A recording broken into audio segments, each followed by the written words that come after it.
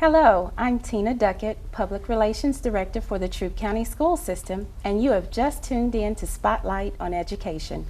This show is designed to bring you information about the Troup County School System. Here you will learn more about our various programs and operations taking place in our school system, as well as some of the accomplishments made by our wonderful students in pre-K through 12th grade and TCSS staff. We know you'll find it both enjoyable and informative. Joining me today in the studio for our very first show on Spotlight on Education are two people whose partnership ensures that our children, more than 12,500 students, receive healthy meals for breakfast and lunch. From the Troup County School System Food and Nutrition Department is Ms. Alana Jones and Mr. Kevin Neiman with Sodexo. Thank you all for joining me and welcome. Thank you. Thank you. Well, as we begin our interview, we want our viewers definitely to learn more about food and nutrition and the school system. So would you share with our viewers your official titles and how long you've served in this capacity?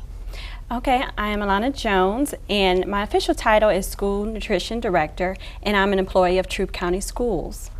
Okay. And my name is Kevin Neiman, and I'm the general manager with Sodexo, so I'm in charge of the partnership that we have here with Troup County Schools. Okay, and we'll delve into that a little bit later in the show.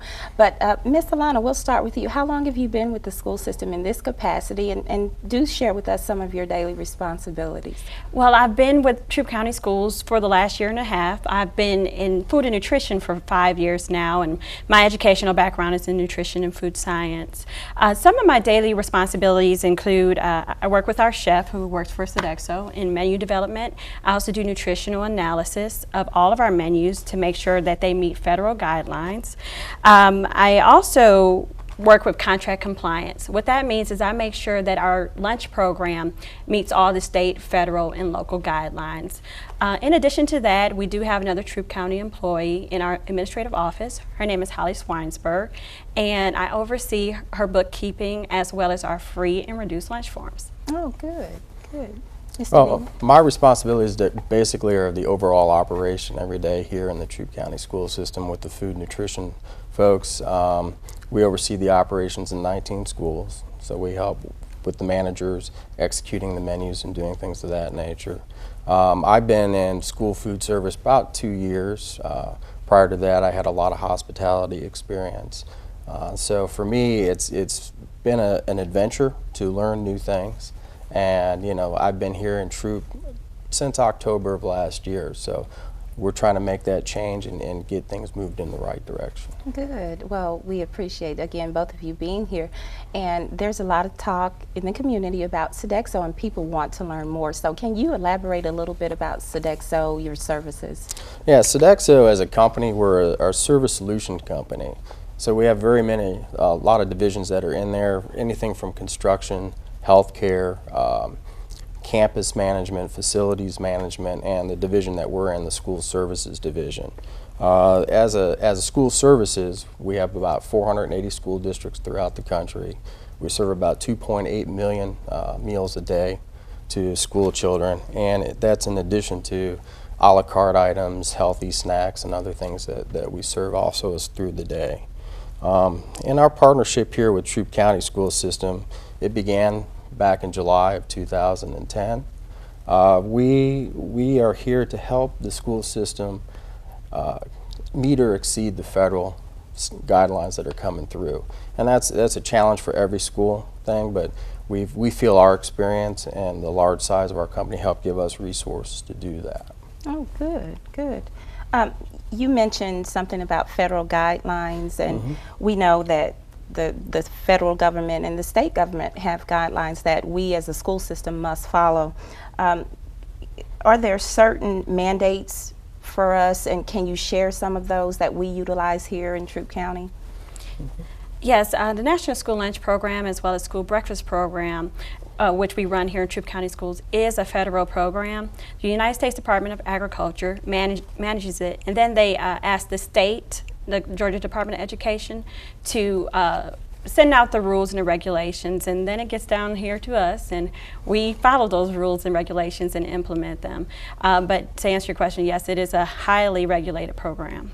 Well, let's talk about the National School Lunch Program in a little bit more detail. If you will share with our viewers what it is and how it works. I'll begin our discussion with the National School Lunch Program. This is, as I mentioned, a federally assisted meal program. It operates in over 100,000 public schools nationwide, so it's a huge program. It's been around for several years. It was instituted in 1946 by Harry S. Truman. Its purpose is to provide nutritional, balanced, low-cost or no-cost meals to all students. And as of 2010, 31 million students had been served by the National School Lunch Program. Wow. In Troup County Schools, we offer reduced meals, paid meals, and free meals to our students, and we also encourage our parents and our staff to participate as well. Any child that is participating in school may purchase a meal through the National School Lunch Program. Children from families with incomes at or below 130% of the poverty level are eligible for free meals.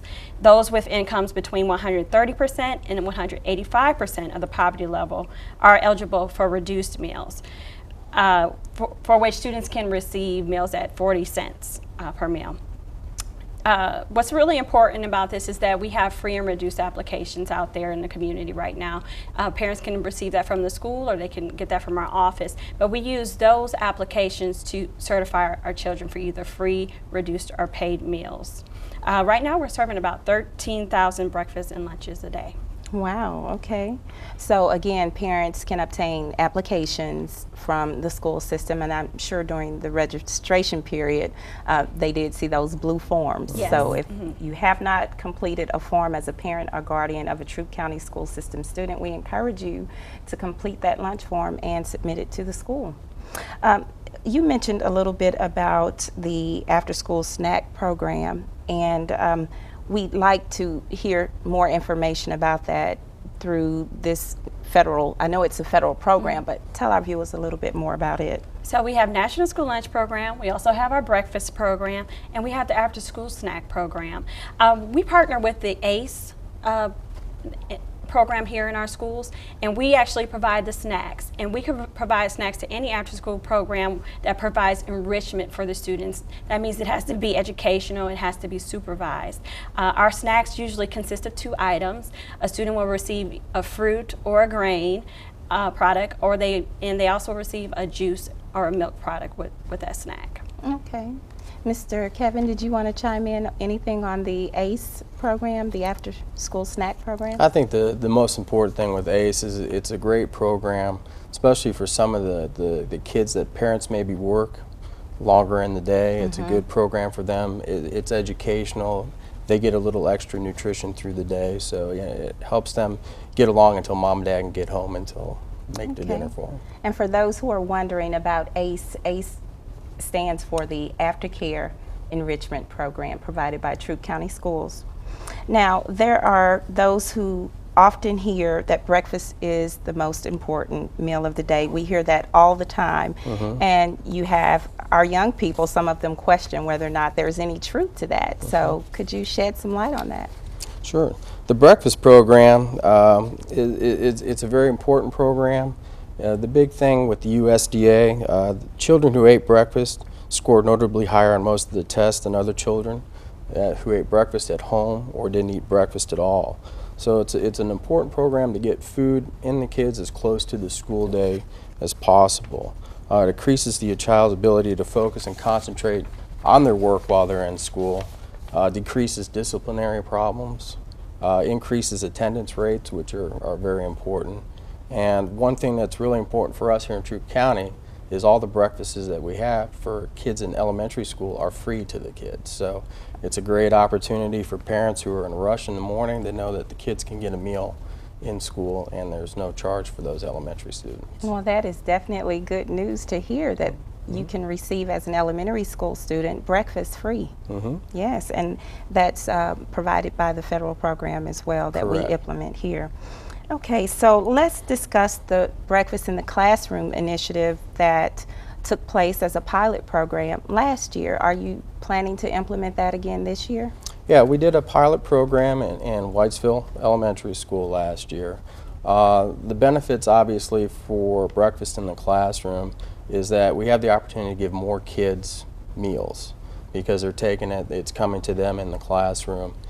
So to compound those benefits that we just discussed, that's more kids that can have a good meal to start the day. So the breakfast program would move us forward into more kids scoring better, more health issues that are reduced in the school, less new trips to the nurse, and more importantly, hopefully their grades going up and our graduation rates going up as well. Most certainly. But it's bringing breakfast into the classroom. It's having the kids being able to take that and eat in a few minutes and not be all over the school, not have to go down to the cafeteria.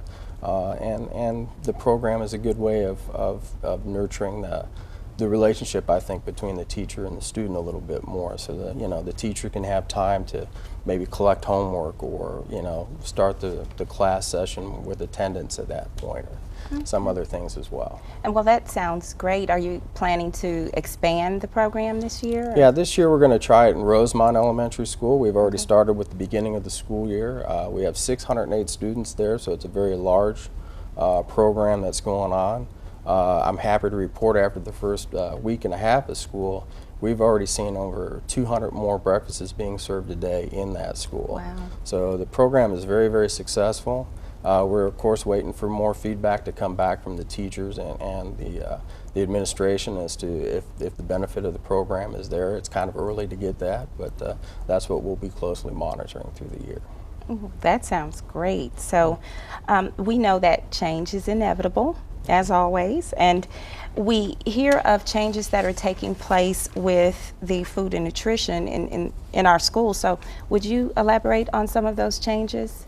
Yes, this year we're seeing monumental changes in school nutrition. School nutrition guidelines have not been revised in about 15 years, so it was time for that, and President Obama recognized that, and in 2010 he signed into public law what is called the Healthy Hunger-Free Kids Act, or HHFKA for short. This marked the most comprehensive changes, as I mentioned, to school nutrition in a generation. Since that time, 15 years ago, nutrition science has advanced so much, and something that is a major concern of the health community is childhood obesity. And so we had a need in nutrition to address the meals that we were serving. What we understand is that nearly 1 in 3 children are at risk of disease. These diseases include diabetes, heart disease, cardiovascular disease, and obesity. And also on the other side of that spectrum, we understand that there are children in need of food. And so this legislation addresses that. What we know is that there are about 17 million households that suffer from hunger. Of that, 16 million are children. Wow. And so we know that not all children are able to eat meals at home. So we want to make sure the meal that they get here is nutritious, and also that they simply get a meal. So that's why we do offer the National School Lunch Program. So USDA established new standards this year, and the goal is to give children nutritious school meals that they can count on. Well, that's good to hear, and I know that during the year you hear from different maybe parents or even administrators with different concerns about the taste of food. Can you talk a little bit about what you as a department, some of the guidelines on spices and seasoning and adding more flavor to the food? Well, we'll kind of talk about all the nutritional changes that came with the HHFKA. One of the most important, I believe, with having a background in nutrition is that we're serving more fruits and vegetables than ever. Our kids are going to go out there and they're going to be able to choose between fresh fruit, canned fruits, and even our canned fruits are now canned in light syrup or no syrup. Which is very important because we're lowering the sugar content. Also, our vegetables that are out there, we're going to have dark green vegetables like broccoli, spinach, romaine lettuce we switched to this year.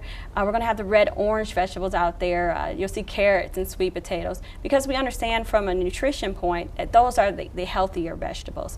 But we'll also have our favorites. We'll still have corn, we'll still have mashed potatoes, we'll still have peas, which may or may not be a favorite, but they're available for choice from our students. Also, some of the choices are whole grain breads. And what's great about the partnership with Sodexo is that we've been moving towards whole grain breads and more fruits and veggies for the last 3 years. And that's an important part of the program, and we're going to continue to see more whole grain products out there, like our rice, our pasta, and even our rolls. Additionally, we'll continue to serve flavored milks, but what's neat about our flavored milk is that it's fat-free. So it's a lower calorie flavored milk, probably lower than what you're going to purchase in the grocery store, and we'll continue to see 1% in skim milk out there as well. Also talking about the use of spices. This is always a question that we get from parents, and we get it from teachers and administrators. Yeah, they want to know why no fried chicken. Yeah, no fried chicken. Fried chicken, the reason we don't have as many fried products, and you've seen it kind of dwindle down over the last few years, is because we also monitor the amount of saturated fat and trans fat that's in food. And with spices, we're going to continue to see a decrease in sodium, or our salt content. Manufacturers are getting in line with what we're trying to do in schools, and so they're lowering the amount of salt that they're putting into processed items. We're going to have to lower the amount of salt that we're putting into recipes. But we are experimenting with spices, and we're experimenting with no salt seasonings, like something like you would use like a Mrs. Dash at home. We're experimenting with that in our products as well. Okay, so any feedback on the less salt, and that wasn't a decision that you all made? No, that is a federal guideline, and it's important with our incidence of hypertension out there in our regular communities. We really need to address the issue of salt. Many Americans, we are consuming over 3 or 4 times the amount of salt that's recommended on a daily basis. Wow. And so what we understand is if we start introducing less salt to our children, just think of your pre-K student. If we started introducing less salt, by the time he's an adult, he won't have such a craving for higher salt items. So that's the hope of this legislation. But I think adding spices is what's going to really, make our meals a little bit more desirable. Okay, good. Now, you mentioned saturated fats and trans fats, and for some of our viewers who might not be familiar with what those are, just in simple layman's terms, could you better describe what that means and what that looks like? I'll try to be simple with it. I love talking about nutrition, and I love talking about the foods that we use in school nutrition. But saturated fat, trans fat, these are the types of fat that you're going to find in some of our fried products. Some of your cakes, some of your donuts are going to have your saturated fat and your trans fat. The issue is fat is important to our bodies. We all need it. We need it for bodily functions, and there are several different types of fat out there. And our body naturally makes fat from the foods that we eat. However, when we talk about saturated fat and we talk about trans fat, those are the most dangerous to our health. What the research tells us is when you consume large amounts of saturated fat and trans fat, it raises the bad cholesterol and reduces the good cholesterol. And what that results in is cardiovascular disease. So again, we are trying to address this with our children at a young age. As I mentioned before, 1 in 3 are obese. So we're trying to derail that ratio there a little bit. So that's why we are monitoring saturated fat. Our meals will contain less than 10% of their total fat will be saturated fat, and 0 trans fat in all of the products that we're serving. So, I mean, you've mentioned quite a few changes that are taking place, and how do we measure up as a school system? I think as a school system, we're ahead of the curve, and part of the Sodexo initiative and monitoring this is to stay ahead of that, and we have a lot of resources that go through, read the laws, and a lot of nutritionists around the country who help monitor and develop our menus so that we can put forth the more nutritional meals. And in the turn, we're also taking in feedback from the students. We try to get feedback from the parents, whether it's through surveys, direct communication, or what have you, on what's working and what's not. And even today we were talking about some changes to our breakfast menus just based on some feedback that's come back already. Well, it's good to know that your ears are open and in tune to what's happening at the federal and state levels, but also in trying to make accommodations that still meet the requirements Right. from parents. And so in talking about parents, what can a parent do at home to encourage healthy eating and nutritional behavior? Well, I don't think I mentioned it before, but I am a registered dietitian, and I've had to counsel with parents before. And one thing I have to tell parents is nutrition education begins at home. You know, I can create all the great recipes here and all the healthier items here, and we can serve it to the students, but it has to be encouraged at home as well. So that would be a big start, is, you know, parents just shopping with their children, encouraging more fruits and vegetables, encouraging more whole grains, encouraging students to eat low-fat dairy products. So I think that would be a great start for parents. And I think there's a lot of resources out there for the parents if they can, you know, if they have access to the internet, getting on USDA.gov and going to the National School Lunch Program and the School Breakfast Program, they can see some of the guidelines that we're following in providing the meals for their kids. And maybe they can start some of those habits at home. Instead of a bag of chips when they come home, maybe a piece of fruit or something like that. Or carrots, or even. carrots, Yeah. anything of that nature that, you know, would help reinforce what we're trying to do here in the school system with the nutrition program. Do you think that restaurants will comply eventually? Well, Some, maybe. you know, there's Yeah. been changes over the years. Something I was happy to see, I just saw on TV the other day, is McDonald's has a 400 calorie or less menu. And what I think is great about that is that they are informing the consumer of how many calories that consumer is consuming. I think that's a start. You know, a lot of times we're just not aware of how many calories is in the food that we eat. So even over the years, you've seen healthier items kind of directed for kids. Right. They will include a milk, or they'll include a fruit instead Or of a even French apples. fry. And I think that's a start. Will it change? If the legislation changes it, I think we'll see that change. Okay. And I know that other restaurants have also implemented these types of nutritional changes, be it your Chick-fil-A, Subway, yes. and there are several others out there. So it's a movement across the country, it appears. And I There's a think lot of states that mandate that they have to have nutritional information available at the stores now, which they never used to have to do. So, well, as among all of the changes that have taken place, there is also a change in the prices this year. Yes. Can you share some information about that? Yes, and we can both answer this, but Okay. this school year we did see an increase in prices. This is another part of the legislation of the Healthy Hunger Free Kids Act. It's called the Paid Lunch Equity, and what it is to do is to make sure that the meals that we are preparing for the paid students, which is actually the same as the free and reduced, that we are able to actually pay for that, because we don't get as much federal reimbursement on that paid meal as we do the free or reduced. Oh, okay. yeah, there's, as with most government things, there's a pretty complicated formula Right. getting to it. And, you know, what the government reimburse on a full reimbursable meal and the big difference between what they give on a paid meal.